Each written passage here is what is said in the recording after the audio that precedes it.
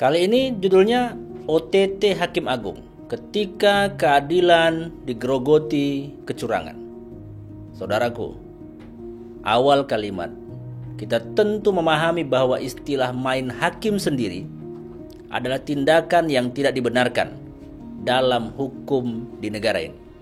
Sebab ketika seseorang melakukan kesalahan yang merugikan orang lain, tentu harus ada hukumannya. Siapakah yang menentukan hukuman?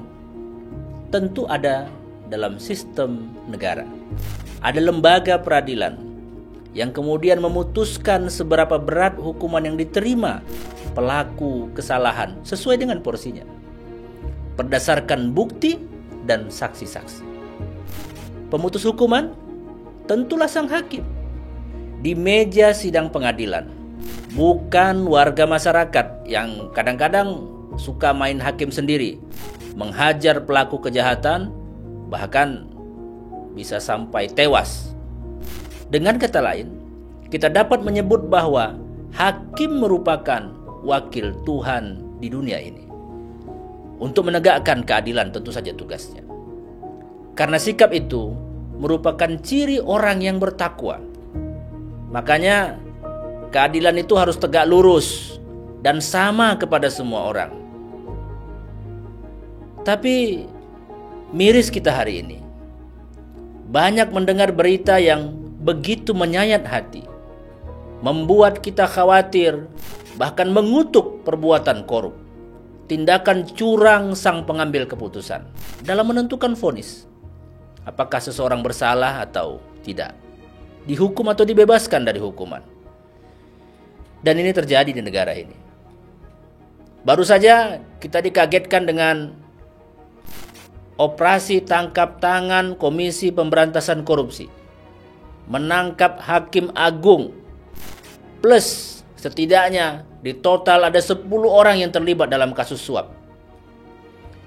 KPK kemudian menahan Sudrajat Dimyati, Hakim Agung Kamar Perdata pada Mahkamah Agung, setelah tentu saja dia ditetapkan sebagai tersangka kasus dugaan suap pengurusan perkara. Termasuk juga bersama dengan dia 9 orang lainnya pegawai di kepanitraan Mahkamah Agung. Ada juga pengacara dan ada juga pihak swasta. Kita mengutip apa yang disajikan oleh kontan.co.id. Merupakan kabar yang mengkhawatirkan bagi kita semua. Karena wakil Tuhan yang kita sebut tadi di atas, yang kita harapkan tugasnya menegakkan keadilan di dunia, justru menjadi tersangka karena diduga berbuat tidak adil. Bagaimana perasaan rakyat yang sedang mencari keadilan di lembaga peradilan? Apakah mereka tidak merasa geram? Apalagi Hakim Agung tersangkanya.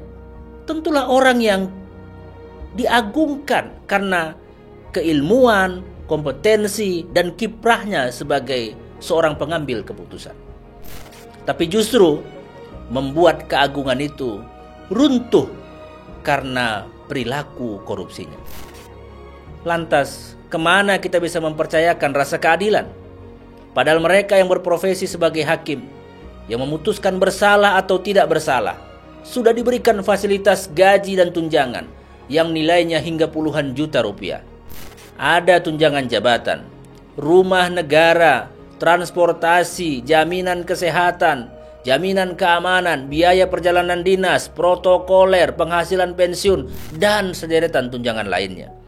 Apakah jaminan hidup tidak cukup untuk membuat seorang hakim memiliki integritas? Tentu, sebagai warga negara yang baik, kita tidak ingin lembaga peradilan ini menjadi sarang bagi para mafia hukum atau mafia peradilan yang merusak tatanan keadilan kita. Apalagi sekelas seorang hakim pada Mahkamah Agung yang posisinya paling tinggi dalam memutuskan perkara. Setelah pengadilan negeri di tingkat kabupaten kota dan pengadilan tinggi di tingkat provinsi, maka Hakim Agung adalah posisi pengambil keputusan tertinggi.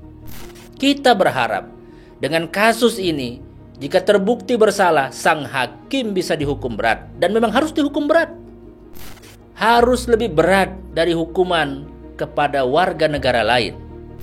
Sebab lembaga sekelas KPK saja kemudian harus menyerahkan langkah hukum selanjutnya ke pengadilan. Tetapi justru para oknum di lembaga pengadilan itu yang ditangkap KPK. Sehingga bisa kita bayangkan, pengadilan mengadili orangnya sendiri, hakimnya sendiri, meskipun statusnya bukan sebagai hakim, tetapi pribadi. Ketika sang hakim dihakimi, sang pendakwa kemudian didakwa, pembuat vonis harus divonis, maka yang kita bayangkan adalah sisi kegelapan hukum, kekecewaan, sekaligus rasa pesimis kita. Apa mungkin pernyataan seorang pengacara bernama Joseph Parera yang ikut ditangkap KPK menyebutkan, inilah sistem yang buruk di negara kita, di mana semua aspek dari tingkat bawah sampai atas itu harus mengeluarkan uang. Salah satu korbannya adalah kita. Yang pertama, saya mohon maaf untuk semua pengacara yang ada di Indonesia. Inilah sistem yang buruk di negara kita, di mana setiap aspek dari tingkat bawah sampai atas itu harus mengeluarkan uang. Salah satu korbannya adalah kita. Intinya, kami akan buka semuanya. Kami merasa moralitas kami sangat rendah. Begitulah sebagian ungkapan dari sang pengacara kalau kita mendengar dalam siaran, baik melalui televisi maupun media-media sosial. Ucapan itu ada berbagai pertanyaan yang akan muncul. Pertama, seolah seperti ingin menggambarkan bahwa semua harus mengeluarkan uang, yang tentunya kita maknai sebagai sesuatu yang tidak resmi. Kemudian kalimat, kami akan buka semuanya, yang bisa saja memunculkan pandangan negatif, di mana selama ini persoalan buruknya sistem karena banyak hal yang ditutupi. Begitu kira-kira asumsi yang muncul di masyarakat. Dalam hal ini, kita juga mempertanyakan bagaimana peran pengawasan terhadap hakim di Indonesia. Bagaimana kinerja Komisi Yudisial. Peran Komisi Yudisial dalam rangka pengawasan terhadap para hakim belum efektif. Ini dapat dilihat dengan masih banyaknya para hakim yang melakukan pelanggaran, baik terhadap kode etik hakim maupun pelanggaran terhadap ketentuan pidana.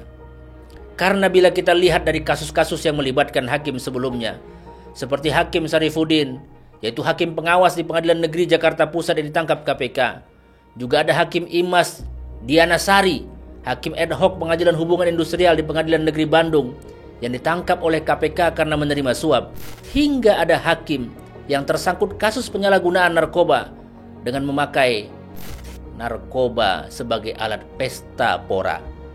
Hal ini dilakukan oleh seorang hakim Pengadilan Negeri Bekasi berinisial PW yang ditangkap oleh BNN pada 16 Oktober 2012 di sebuah tempat hiburan kawasan Jalan Hayam Buruk, Jakarta. Mereka sedang pesta narkoba bersama dengan 3 perempuan yang mendampingi hakim tersebut. Rangkaian persoalan di negeri ini sejak 2 bulan terakhir kita disuguhi kabar tentang kasus hukum. Mulai dari kejahatan kriminal melibatkan aparat hukum, hingga yang terbaru OTT yang menyeret Hakim Agung menjadi tersangka korupsi. Sepantasnya bisa menjadi pelajaran bagi semua, terutama para punggawa negeri ini. Hakim Agung misalnya perlu membuat standar uji kepatutan dan kelayakan, di mana mengujinya harus melihat secara utuh dan paripurna.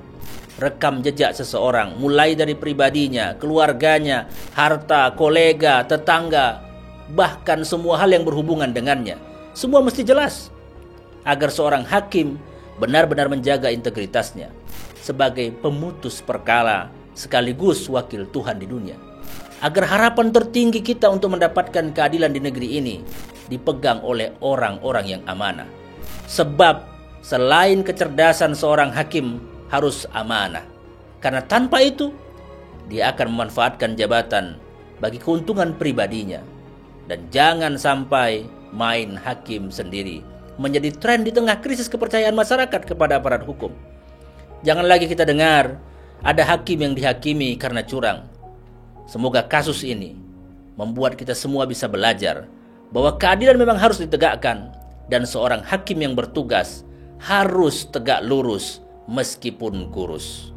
Wassalamualaikum warahmatullahi wabarakatuh.